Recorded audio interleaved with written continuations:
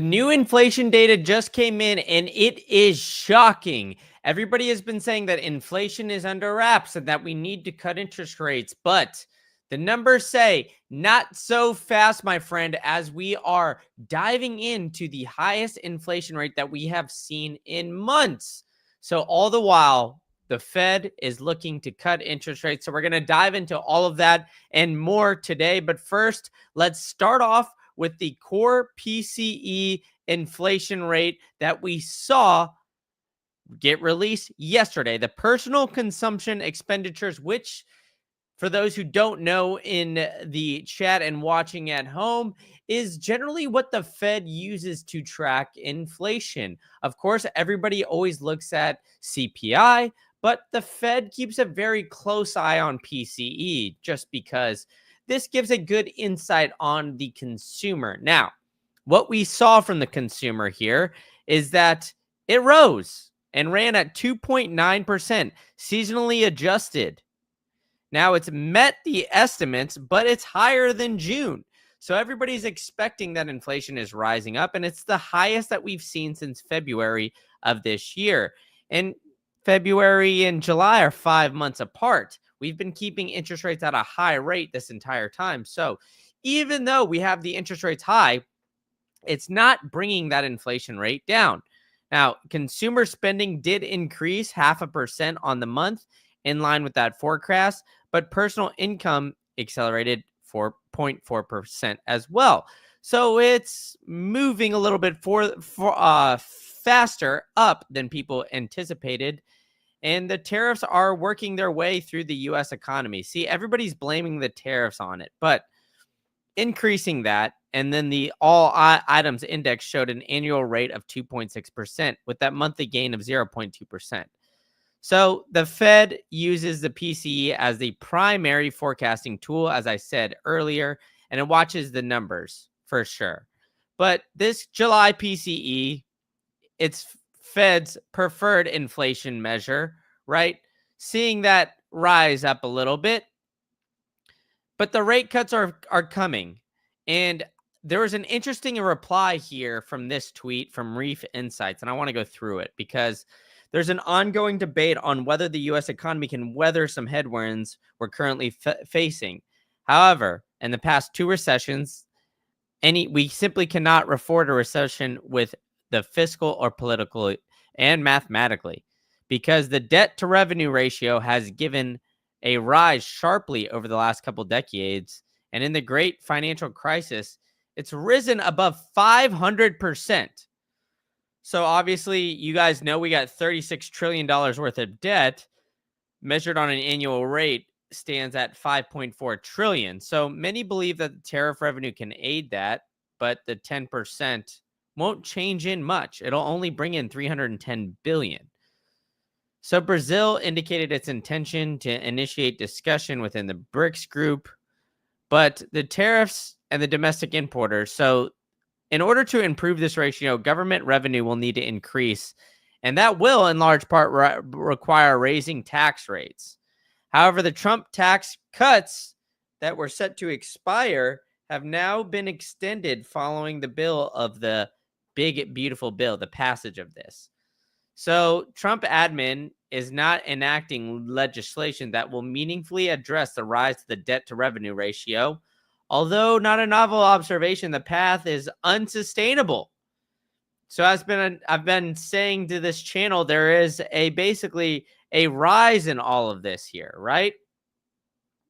So with the potential of the rate cuts coming and the interest rates staying high and tax rates coming down, well, look, it looks like the only saving grace is the tariffs.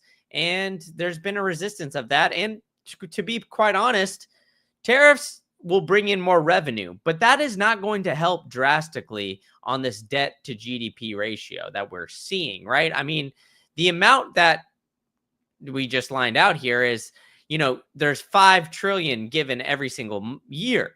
So in order to cancel that out, slash that completely, the tariffs would need to get a little bit more, right? Would need to cut in more than, the 300 to 500 billion that it's bringing in. So that will help, sure, but 5 to 10% of that total bill that comes in every single year is not a huge dent per se. So when we're seeing the US debt to revenue increase like this dramatically, well, it's got to bring some shock to you guys, right? You got to be keeping a close eye on that, especially when we see it rise up here recently. But something also very interesting is happening at the state level. New York is giving an inflation refund, right? So I wouldn't be covering this if it wasn't, a giant state like New York, because obviously we got NYC, we've got a lot of rich, people history in the city and state of New York. So when we see this, right, it's going to be a lot of people getting these refund checks. Now, for those of you guys who might have short-term memory, but what happened the last time the US issued stimulus checks? Well, it fueled inflation. Sure, they say it contributed to a strong recovery. In that short term, maybe. But what it did especially was fuel that inflation. So obviously, we'll need some sort of inflationary pressures following these quote unquote stimulus checks going out for the state of New York. So this will be very, interesting when it comes through, because if we look at the state of New York GDP relative to the world, we've got New York would be the 8th largest in the world if you look at it by 2024. So theoretically, the 8th largest country in the world is going to be giving out stimulus checks here in the near future. And then the market is responding, right? So it stumbles after this PCE inflation rises, and it eased a little bit lower, testing the 4,500 or 45,000 mark. Yet the equities are recoiling after the US PCE inflation metrics rose in line with forecast. Now, this is all while everybody is anticipating this Fed cut in, let's call it 18 days at this point, at the time of this recording. I mean, we've got 86% chance that this is going to happen here in the near future, right? In 18 days. So, the 86 days or 86.4% chance that this happens when the PCE report is mostly up in July and prices edging up. Well, this inflation gauge shows that inflation is not over with, right? So core inflation, and it excludes more volatile and energy food categories. I mean, that's the crazy part.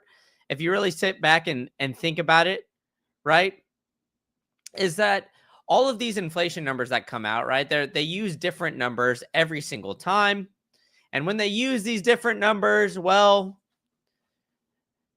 you start to see and question the validity of them when you're saying, hey, we're going to look at inflation for people and we're going to exclude food and energy.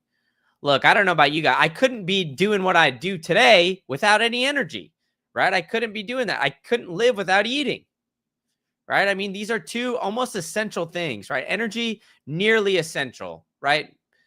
Maybe you could get through it, but at the end of the day, like, look, you're going to use your car in the United States, all of these things, right? So I think that it's going to continue to increase here, or at least stay stagnant, especially when we see these interest rates getting cut. Now, I know 96% of you guys that come in are not subscribed. It's an astronomical number. So please help me out by hitting that subscribe button and hitting that like button. I see we got some guys chattering here in the chat. All Nighter Hider, the GOAT, in here saying, hey, 86% is a prediction, not a probability. That is true. But it does say, hey, in my defense, it's saying target rate probabilities. So I don't know, All Nighter Hider. It is saying probabilities here on here. But look, I mean, I hear what you're saying. It is based on the market.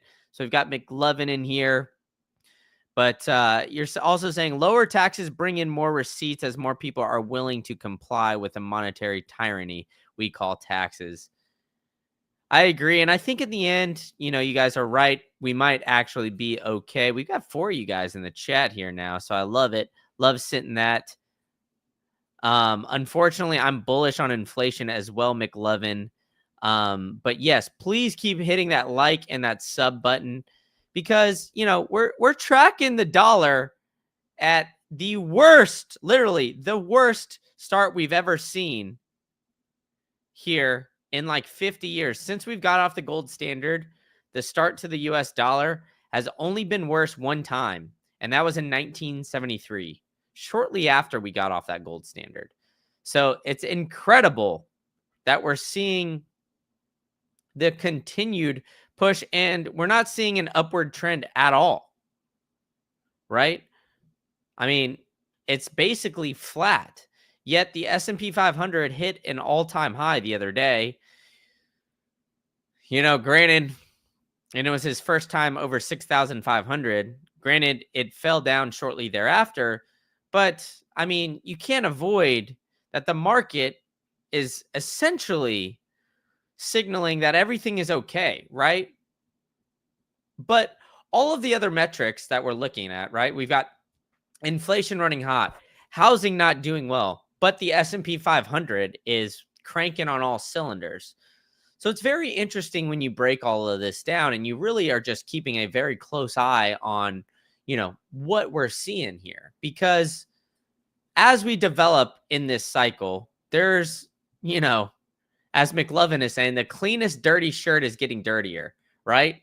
I mean, that's what they're essentially saying, right? I mean, the US is the cleanest one in the laundry, but it's still in the laundry, right? It still needs to get washed. And so the debt that we're seeing is absolutely crazy. I know some of you guys said that this debt clock isn't the most accurate on the planet, but it's good for just visualization. And I think, looking at the debt to GDP ratio at 123%, well, by God, this is incredible. I mean, why are we seeing such high numbers and nobody is seemingly talking about it or doing anything about it, right? So this is going to be something that I think we're going to continue to see. And, I agree with Reef Insights. I'm not sure we can really afford a recession here because of this debt to revenue ratio that we keep stacking higher and higher and higher. Please make sure you guys are smoking that like and hitting it, please. Just for me, humor me here, folks, and hit that because I mean the most viral videos that I get from you guys just smack the dislike button. Literally, the last one that I got over 1,000 views, we got like literally 68% of you guys hit the like button. I couldn't believe it. I've never seen anything like that. I don't know if it's because you guys just don't like Donald Trump or what, but tell me in the comments what you guys would want to see. What we're looking at. I'm curious to hear your opinions, and I'm going to keep bringing this to you guys and bringing this to the forefront as we keep tracking everything that's going on in the economy. So be sure you're smoking that like, and I'll catch you guys all at the next one.